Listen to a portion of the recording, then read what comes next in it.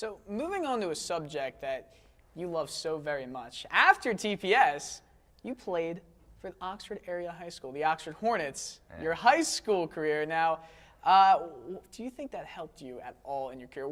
Any effects that it had, good or bad, playing in high school hockey? Because it's not Minnesota, it's not Michigan, Wisconsin, it's Pennsylvania. I didn't like high school hockey in Pennsylvania is not the most competitive high school hockey. And since I played club hockey too, I knew that, and it was a little frustrating. Like understood, especially for our school, they were just starting. So we had people who were just playing the sport, and I knew that, and it was frustrating because sometimes I was upset that I was playing at a low level because I was playing for my high school because the level was so much lower than I'm used to playing at. But if I look back on it now, both my junior and senior year, I kind of regret taking it as a joke and not trying.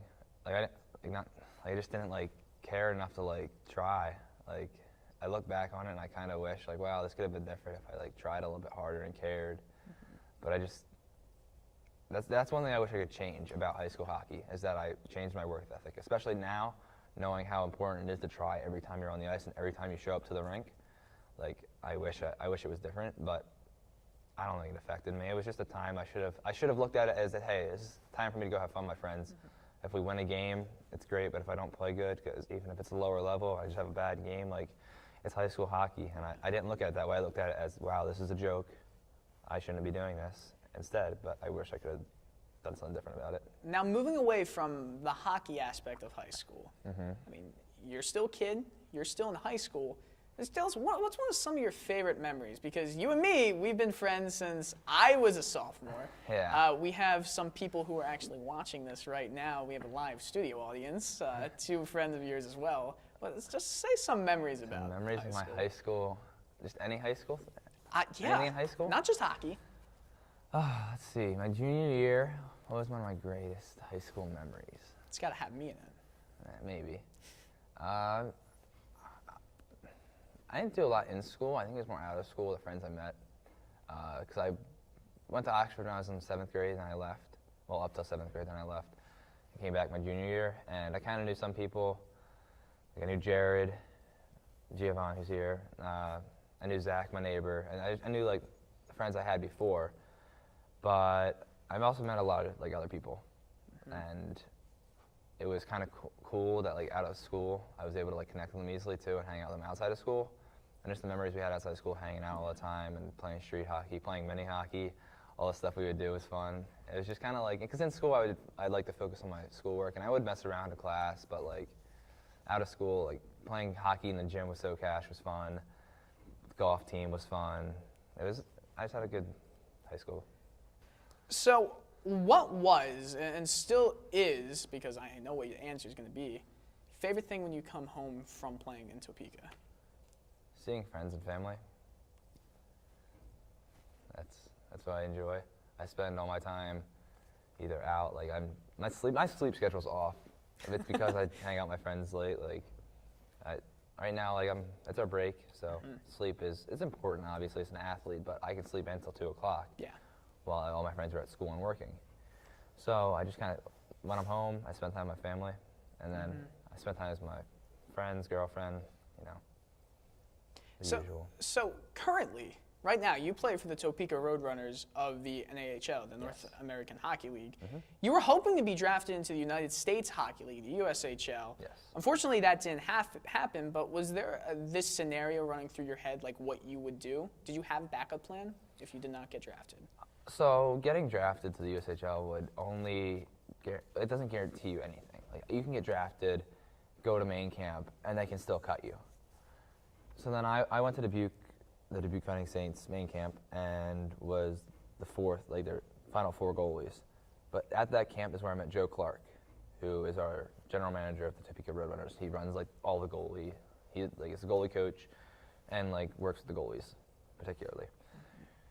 And I met him, and he's like, I really like your style of play. Why don't you come to our camp? So that's when I got invited to his camp. And at that time, that was before the camp finished for Dubuque. I'm like, all right, I'm probably not going to play for Dubuque this year. I'm probably going to go here and hopefully make this team. So I still, knowing that, even though I was halfway through the Dubuque's camp, I still 100% effort every time I was on the ice. And I had a good camp. I made it to the All-Star game with the main camp, so that was good. And the NAL is a good league. The NAHL is a good league, so I had no problem going there for my first year of juniors. So people always talk about how intense playing in the USHL, the NAHL, and the NA3HL, how intense their training camps are. How close was the competition, and what did you learn from being in that experience? How did you stand out? Work ethic. That's how you'd say it in 2 words? Yeah. It's all about when you show up to the rink, you could be doing a workout, watching video, practice. You gotta look like you want to be there, and you can't just look like it. You gotta want to be there, and coaches can tell that. Like they can see if you don't want to be there, they'll know.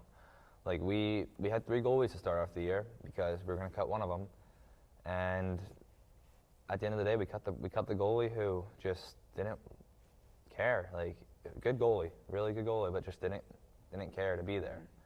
Like, didn't look like he wanted to be there. Goofed around too much. And yeah, you're supposed to have fun. But when you come to the rink and you're getting dressed, yeah, you can goof around there. But as soon as you step on that ice, everything's gone. Like you're there to get better.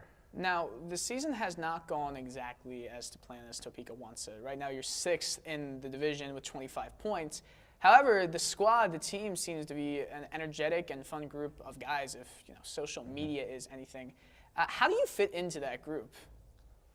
Like any other one of the guys, really. I'm more of a quiet person myself.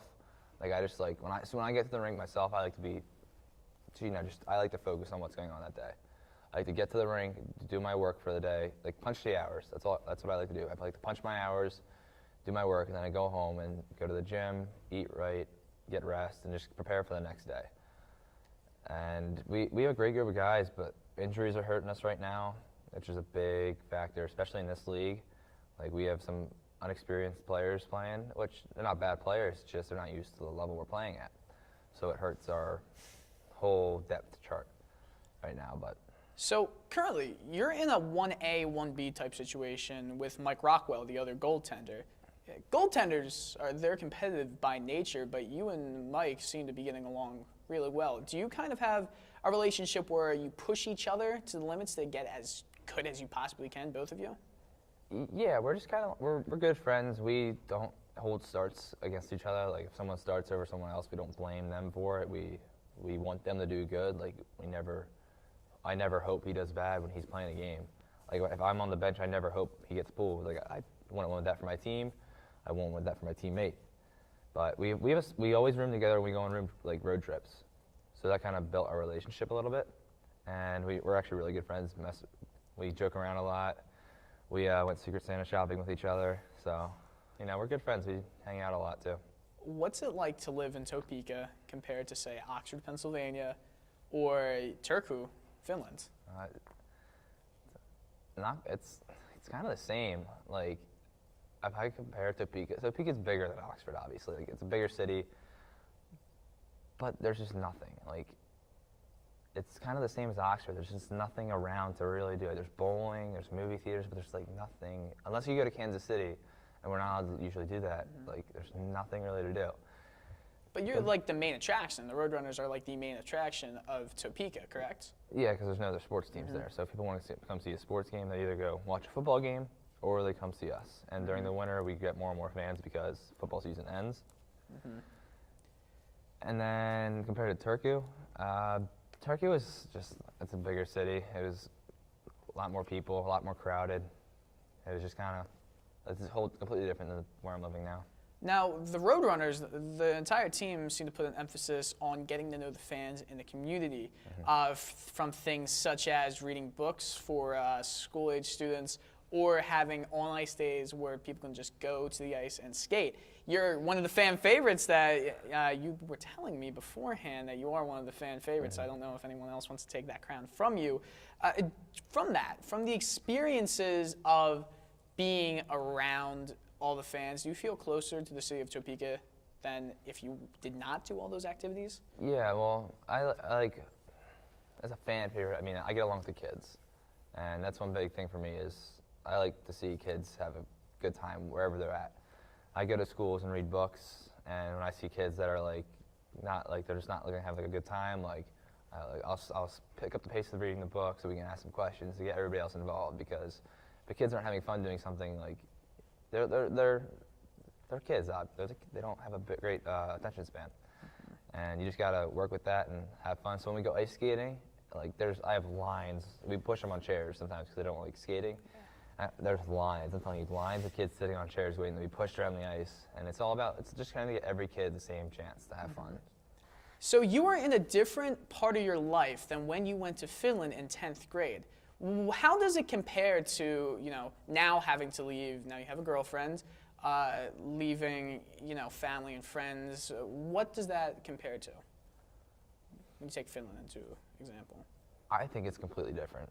I'm a lot older, I'm more mature, and I miss my family, but this is also my third time being home over the past 4.5 months, 5 months. So it's not awful. It could be a lot worse. I could not be home at all till Christmas. My family, they'll fly out, I think February. Like, I talk to my parents every day. My friends, I Snapchat, my girlfriend, I talk to all the time. But the thing is, like, nobody is a Debbie Downer about me being gone. Like, everybody's encouraging, and that's all you can ask for. Like, if someone wasn't encouraging me when I'm out there, like, that's my choice to let that affect me. If not, I just can't let that get to me. Like, I just won't talk to them then. Like, everybody I talk to encourages me to be out there, which helps me realize, hey, it's not that big a deal to be out here. I'm doing what I love. I love being here playing hockey. I'll be home one day. I will come home.